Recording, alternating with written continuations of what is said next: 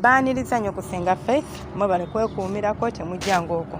Olunaku olwaleero tugenda kutunuulira akabi akali mu kwemazisa eri abakyala oba eri omwana omuwala. Nakolako vidiyo nga njogera ku kabi akali mu kwemazisa eri omwana ow'obulenzi, naye nina abaana abawala abazze mu inbox yange abasukka mu 2 nga baŋŋamba senga ndi bwenti ne bwenti olowooza kyava kwemazisa senga. Njagala kumanya kibi ki ekirinza okuva mu kwemazisa nze omwana omuwala eri omwana omuwala. So nekimpaliriza okuba nga nkola vidiyo eno. Nakolako vidiyo nga nsomesa ku kabi akali mu kwemazisa eri abaami era kweri ku channel yaffe eno. Olwaleero ngenda kuba ntunuulira omwana omuwala. Ki kyalinza okujjayo, kibi ki kyalinza okufunamu bw'oba weemazisizza nnyo.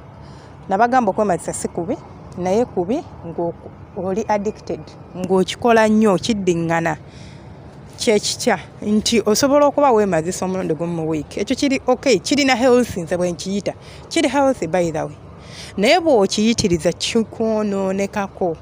Nga bwe tumanyi nti panado ddagala, naye bw'olinywera mu overdose, nga baga nti mirempeke 2 n'omira 6, mukwano kakana tofunyeemu. Ng'ate oyonoonye bwonoonye, mu kifo ky'okuterera ng'oyonoonye bwonoonye. So kyekimu nekyaleero kye ngenda okuba nga nsomesako kabi ki akali mu kwemazisa nga oli mwana muwala. Okwemazisa kwe kwetuusa ku ntikko nga oli wekka nga toli na mwagalwawo. Kuba abamu olinza okugamba senga okwemazisa kye ki? Okwemazisa kwe kwetuusa ku ntikko nga ggwe wennyini omwana omuwala weekutteko mu bitundu by'omanyi nti wonkwata mu kitundu kino kimpesanyi, n'otuuka ku ntikko oba n'osammula oba n'owulira ng'okkakkanya ekibadde kikuwujja. Ate ngambe ki? So omwana omuwala engeri gye kiri nti basically abantu abasinga oba abaana abawala abasinga okwemazisa focus mugiteeka ku musino oba ke bayita akajanjaalo.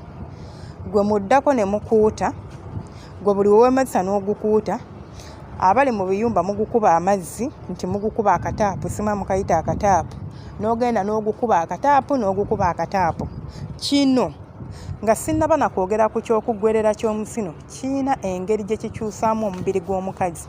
Okimanyi nti bw'oba n'omwagalwawo n'akukwatako kakube ku bisambi osobola okuyima era emmana n'etoba bulungi nnyo. Okimanyi nti bw'oba n'omwagalwawo n'akukwatako just wonna waabakutteko, waliwo amasannyalaze gagali mu mubiri gwo agakuleetera okuzuukusa obwagazi obukulimu.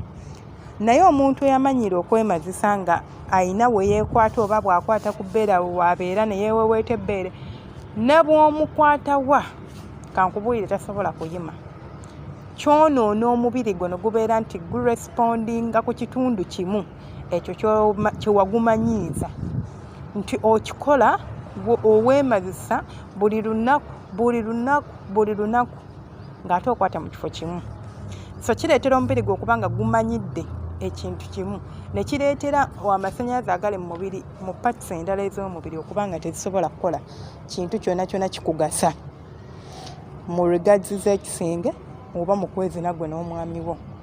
Kino nno kireetera abamu bw'afuna omwami nga bambi tamanyi kunoonya mukyala bulungi, kubanga omusajja yenna nabagamba oba oyagala okunoonya omukazi sooka omanye ebitundu ebimusanyusa.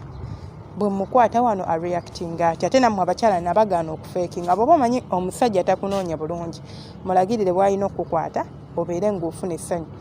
Si kirungi okubeera ng'oli naye just kutuusa mukolo. Omusajja wattu nayeefunugula n'anyoonya naye ng'ate osobola omuyambako n'omugamba hani nedda wano.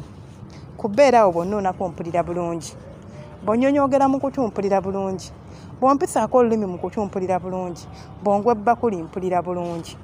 Weewaawo waliyo abatagwa bbakuli, which is okay, tonyigira musajja oba mukyalawo ng'aganye kunuunako oba mukazi wo kubanga tagwa bbakuli. So kino kireetera omuntu okubeera nga obwongo bwo bwamanyiira nti omusino gwe balina okukwatako olyoke osituke. Okitegeera?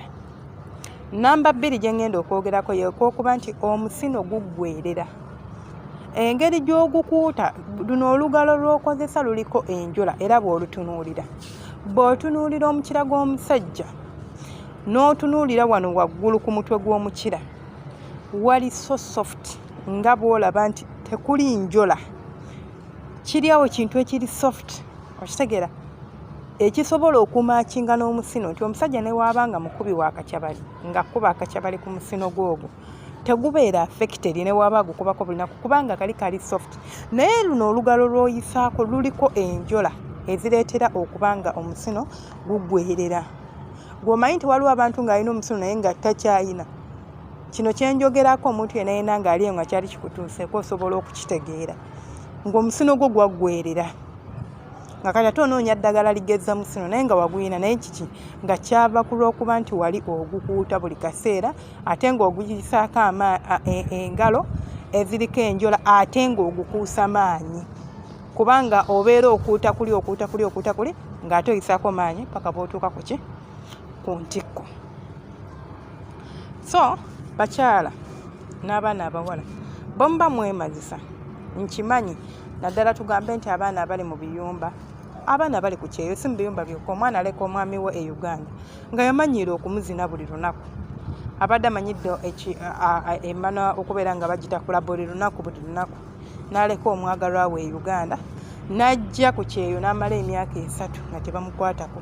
Bano abamu batuuka ne basootinga ng'obwongo tebukyakola kugamba ng'ayima ne kimuyitirirako n'awulira nga takyalina mirembe ng'alina kwekkakkanya nga yeemazisizza which si kibi weemazise naye bw'oba omanyi nti osobola okwekontaininga n'otakikola kireke kubanga batini nnyo abakitandika ne batakigenderamu ne kitabakwata nti akibeereko oba abeera addicted gye kiringa omuntu omwenzi. Batini nnyo abenda n'akoma ku gumu oba n'akoma ku ebiri era batini nnyo abagenda okunywa omwenge n'abeera nga omwenge gwanya agusastaininga nti nze mu buli wiiki nywa emirundi 2 nga gyegyo gye bali era bwe batyo.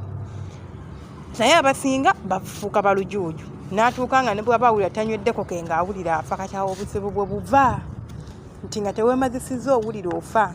Ogenda kutuuka okuddayo Uganda omusajja wo nga yali yamanyirako kuonako n'osituka akunoonye nga takyakuwulira atandike okuloboolereza ng'ate ne byaloboolereza tebiriyo tobadde na musajja naye omubiri gwe gwadaivatinga ku kintu ekirala gwina gwe kimanyidde ng'omusajja ne bw'anaaba akuyimisizza n'akuzina nga mu butuufu tojja kutuuka towulira bulungi paka ng'amaze okukola by'oyagala kukole oba gwe omubiri gwe bye gwamanyiira. So mikwano bw'oba osobola okwewala okwemazisa kwewale naye bw'oba tosobola kulungi eri omubiri gwo kubanga kurelivinga stress gwalina stress n'oluusi omutwe guba kukuluma kigukkakkanya n'owulira nga gukkakkanye nga gutadde munansonyiwa wendikodingira waliwo ebireekaana naye siina kyakkola badde nina okurekodinga vidiyo eno olwaleero munansonyiwa mugendera awo temwerabe subscribinga mu abatanaba subscribinga abapya then abakadde mwebale kwekuumirako mwebale kusubscribinga mwebale kumpagira mwebale kulikinga mwebale commentinga alina ekibuuzo kyo kiteeke mu comment section alina kyongera ku vidiyo yaffe ya leero nawe kireke mu comment section nja kuba nkuddamu omukama aba